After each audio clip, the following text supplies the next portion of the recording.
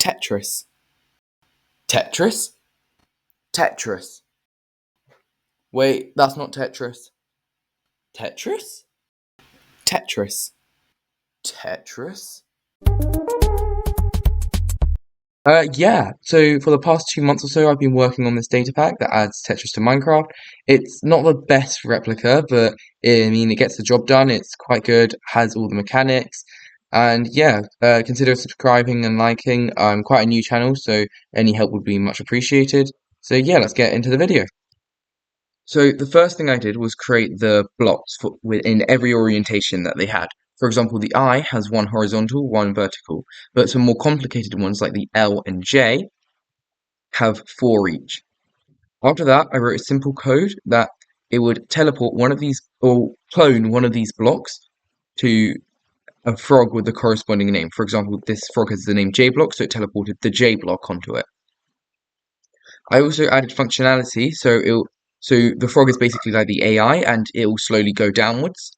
And when it does go downwards, but there's a block beneath it, or beneath one of the blocks, I should say, it then removes the AI, causing it to not do anything else and just stay static. So the next thing I did was rotations. Now, how I did this is it would check if the places it wanted to go to was available, and if it was, it'd move it. So, for example, if I wanted to rotate this one 90 degrees, I'd have to check this block and this block, because those are blocks where new blocks would go if it rotated. And if they were both air, it could remove both of these, change these to normal blocks, and then it would rotate. Now, this might not sound like a lot, but you have to remember this was like 15 different numbers for each of the 17 different shapes with each of their rotations, and each of them had like different unique things and different shapes and sizes, so it was quite hard to keep track. So this definitely took the longest, but after this it wasn't so bad. After that I did left and right, which was also quite similar to rotations. So let's say going left, it'd need to check if this block and this block were free, and if they were, it'd remove these 2 blocks, set these 2 blocks, and then it's moved left. And right, it would just be pretty much the same, but just in the other direction. So it'd check these 2 blocks. If they were free, it'd remove these 2 and set these 2 to the actual color. So the randomizer was one of the few things that I couldn't get like purely in code. I had to use some real in-game things to help run it. So what I have here is a simple setup where it will reset these hoppers, so it will empty them of whatever they have in them every time it resets, and it will reset these droppers with both a piece of clay and a diamond sword. We'll then reset all of these redstone blocks, powering these droppers, which will then put one of the diamond sword or clay randomly inside it. Now, because it's randomized, so because they come in different stack sizes, for example, the clay comes in 1 out of 64, which means a comparator reads it as only 1 power level, not 2.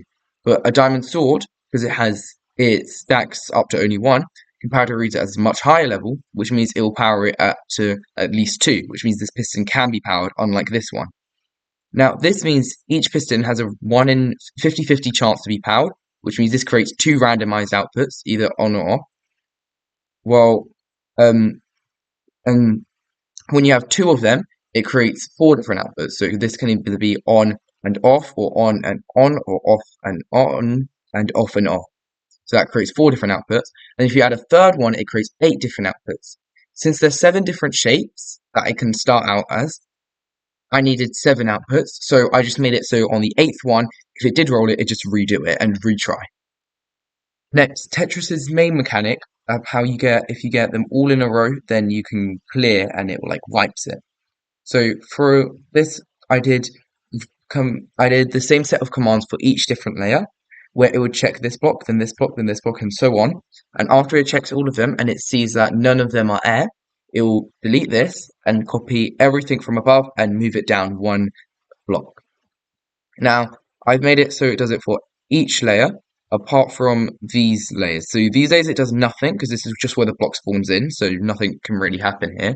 And this red one is basically the death. If any blocks are here, not like the entire row, but just if any blocks are here, then it will just give you a message in chat saying you lost, and it will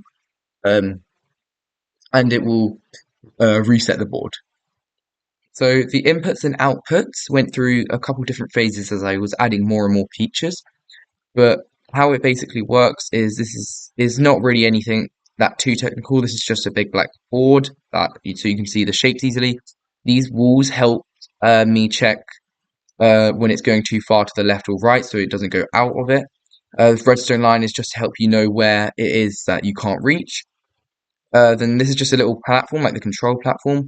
This moves it left. This moves it down extra fast. This moves it. This like rotates it. This moves it right. This is a pause button that basically how it works is if it's paused, then it can't move down, and you can just click this to toggle paused and not paused.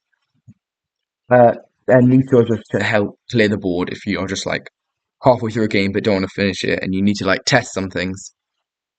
Yeah, so they're all just on a simple platform. Each command block just runs a different like function, so it just has all the code already inside. And yeah, I think that's it. That pretty much summarizes what I've been doing.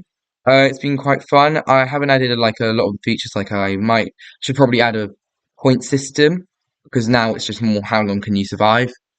And yeah, it's a bit jank, like how the rotates are moved because they always like have this in the bottom left, which so when you think it's gonna move in one way, it actually turns in another way, which is quite confusing. But yeah, I'm pretty proud of it. Took a lot out of me because it was very tedious. But yeah, if you liked it, consider subscribing. I'm just starting out, so that'll be much appreciated. And yeah, thanks for watching.